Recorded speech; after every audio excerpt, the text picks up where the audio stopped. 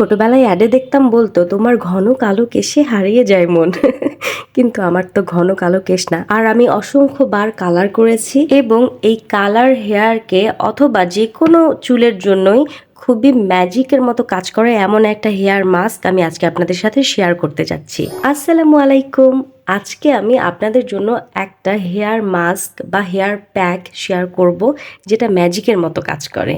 সেটার জন্য আমি পানি ফুটতে দিয়েছি আর তার মধ্যে আমি দিয়ে দিব ফ্ল্যাক্স বা তিসি। পরিমাণটা আমি একটু বলে নেই। এখানে আমি 2.5 কাপ পানিতে দিয়েছি হাফ কাপ ফ্ল্যাক্স। তারপর এটাকে জাল করব 2 থেকে 5 মিনিট। এর মধ্যেই দেখা যাবে জেলটা প্রায় হয়ে এসেছে। তিসি থেকে জেল বের হতে থাকবে এবং পানিটা ভারী হয়ে আসবে। তখন আমাদেরকে ফ্লেম অফ করে এটাকে ঢালতে হবে একটা বাটিতে বা পাত্রে, যেটার মধ্যে কাপড় দিয়ে, কারণ আমরা এটার জেলটাকে নিব আর তিসির যে বীজটা আছে সেটা কিন্তু আলাদা করে ফেলতে হবে। আমি যে পর্যায়ে এটাকে নামিয়ে ফেললাম, এর থেকে আরও ঘন করেও আপনারা রাখতে পারেন, যেটা যার পছন্দ মতো। আমার কাছে একটু পাতলা জেলটাই সুবিধা মনে হয় এবং আমি এটা কিন্তু ফ্রিজে স্টোর করে রাখবো। এটা 7 থেকে 10 দিন পর্যন্ত কাচের যে কোনো ঢাকনাযুক্ত পাত্রে খুবই ভালো থাকে এবং চাইলে প্রতিদিন ইউজ করা যেতে পারে। শুধু তিসির জেল, এটাও খুবই ভালো চুলের জন্য। চুল পড়া বন্ধ করে এবং চুলটাকে সফট করে, স্মুথ করে এবং চুল গজাতেও কিন্তু সাহায্য করে। তবে আজকে আমি দেখাবো এই ফ্লেক্সিডস দিয়ে একটা হেয়ার প্যাক, যেটা আমার চুলে তো খুবই স্যুট করে। সেটার জন্য আমি কলা নিয়েছি। এখানে প্রথমে 2টা কলা আমি কেটে নিয়েছিলাম, পরে মনে হলো না আমার চুলের জন্য এটা যথেষ্ট না। 3টা কলা আমি নিলাম মাঝারি সাইজের এবং তারপর আমি কাঁটা চামচ দিয়ে একটু এটাকে ম্যাশড করার চেষ্টা করছি, কারণ আমি অনেক ভিডিওতে দেখেছি এভাবে খুব সুন্দরভাবে ম্যাশড করে ফেলে, কিন্তু আমার কাছে এটা খুব একটা সুবিধার মনে হলো না, বেশ সময় সাপেক্ষ। তাই আমি এটাকে ট্রান্সফার করে হ্যান্ড ব্লেন্ডারে নিয়ে নিয়েছি। এটাকে ভালো করে ব্লেন্ড করে নিলাম আর তারপর এটার মধ্যে আমি এখন অ্যাড করব ফ্ল্যাক্সিডসের জেল। এখানে আমি প্রায় 6 টেবিল চামচের মতো ফ্ল্যাক্সিডসের যে জেলটা আমি তৈরি করেছি সেটা আমি অ্যাড করে দিলাম। তারপরে ভালো করে আমি এটাকে মিক্স করে নিচ্ছি। একটু ভালো করে মিক্স করতে হবে যেন একদম মিশে মসৃণ হয়ে যায়। আর শেষে আমি যখন মিক্স করার পরে এটা আসলে বুঝতে হবে, আমার কাছে মনে হলো আর একটু দরকার, তো আমি আরও 1 টেবিল চামচের মতো তিসির জেলটা আমি ব্যবহার করলাম।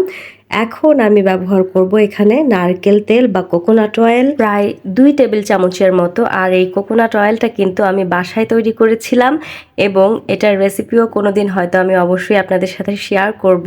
আমার এই ঘরে তৈরি কোকোনাট অয়েলটা ইউজ করলে হেয়ার ফল কমে, খুশকি একেবারেই দূর হয়ে যায় আর আপনার হেয়ার গ্রোথ অনেক বেশি ফাস্টার হয়। কিন্তু আমি রূপচর্চা বা কেশ চর্চা দুইটাতেই ইদানিং প্রচণ্ড রকম অলস হয়ে গিয়েছি, আমার ভালোই লাগে না করতে, যার কারণে আমার মাথায় তেলটাও আমি হয়তো বা নিয়মিত দেই না ঠান্ডা লাগার ভয়ে। আর প্যাক তো দূরেরই কথা, কারণ এই প্যাকটা যেহেতু কলা দেওয়া আছে একটু ঠান্ডা লেগে যায়। তো আজকে অনেক দিন পর আমি এই প্যাকটা ইউজ করব, কারণ আমার চুলটা অনেক বেশি রাফ হয়ে গিয়েছে। অনেক দিন থেকে আমি কোনো প্যাক ইউজ করি না। মাঝে আমি হেয়ার স্পা করেছিলাম পার্লারে গিয়ে। তো হেয়ার স্পা করলে যেরকম চুল সফট হয়, এই প্যাকটা ইউজ করলেও সেম একটা ফিল পাওয়া যায়। আর ফ্ল্যাক্স সিডস তো আমাদের স্কিন এবং হেয়ারের জন্য খুবই ভালো। এই হেয়ার প্যাকটাকে কিন্তু আমি প্রথমে আমার স্ক্যাল্পে লাগিয়ে নিচ্ছি, তারপরে পুরো চুলে আমি অ্যাপ্লাই করব। আর এই ধরনের মাস্কগুলো বা হেয়ার প্যাকগুলো যখন অ্যাপ্লাই করা হয়, নিজের চুলে নিজে অ্যাপ্লাই করাটা একটু কষ্টকর, কেউ করে দিলে ইজি মনে হয়। তো নর্মালি বাসায় এ ধরনের প্যাক যখন আমি বানাই, তো আমি অ্যাপ্লাই করে দিই আমার শাশুড়ির মাথায় আর আমার শাশুড়ি মা আমাকে দিয়ে দেন। তো আজকে হঠাৎ করে বাসায় গেস্ট এসেছে, যার কারণে উনি একটু ব্যস্ত, তাই আমি নিজেই আজকে অ্যাপ্লাই করছি আর আমার বেলকনিতে বসে আমি অ্যাপ্লাই করছি, কারণ এই প্যাকটা ইউজ করার সময় না চাইলেও আশেপাশে পড়বে, ময়লা হয়ে যাওয়ার একটা ভয় আছে। সেজন্য বেলকনিতে বসে অথবা ওয়াশরুমে গিয়ে এই প্যাকটা অ্যাপ্লাই করা সবচেয়ে ভালো। তো আমি ভালো করে পুরো চুলে এই প্যাকটাকে লাগিয়ে নিচ্ছি এবং এটাকে কিন্তু প্রায় 20 মিনিট মিনিমাম রাখতে হবে। আর এছাড়াও চাইলে ঘন্টাখানেকও রাখা যেতে পারে, কোনো সমস্যা নাই। আমার অ্যাপ্লাই করা শেষ। আমি ঘন্টাখানেক পরে চুলটাকে ওয়াশ করে ভালো করে শুকিয়ে তারপর আপনাদের সামনে এসে দেখাবো কেমন লাগছে। এই তো আমি একদম চলে এসেছি, চুলটাকে একদম পরিষ্কার করে আমি শ্যাম্পু করেছি, তারপরে আমি এটাকে কন্ডিশনারও করেছি, তারপর হেয়ারটাকে শুকিয়ে নিয়ে আমি কিন্তু এসেছি। তবে আমি কিন্তু ব্লো ডাই করি নাই বা অন্য কোনো কিছুই করিনি, জাস্ট ওয়াশ করেছি আর শুকিয়েছি চুলটাকে। নর্মালি এই প্যাক ইউজ করার পরে যে ন্যাচারাল একটা সফটনেস এবং গ্লো আসে সেটাই আমি দেখাতে চেষ্টা করেছি। অনেকে দেখা যায় যে ভিডিওর মধ্যে বিফোর আফটার চুল দেখায় একদম আকাশ পাতাল তফাৎ, রিবন্ডিংয়ের মতো সিল্কি শাইনি হয়ে যায়।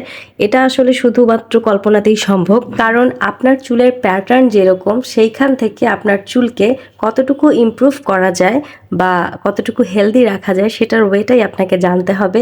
আর্টিফিশিয়াল কোনো কিছু দেখানোর জন্য আসলে দেখানো তো যায়, কিন্তু এটা আসলে কখনো রিয়েলি ক্রিয়েট করাটা এতটাও সহজ না বা সম্ভব না। তো সবাই ভালো থাকবেন, সুস্থ থাকবেন, এবং আমার ভিডিওটি যদি ভালো লেগে থাকে তাহলে লাইক, কমেন্ট এবং শেয়ার করতে একদম ভুলবেন না।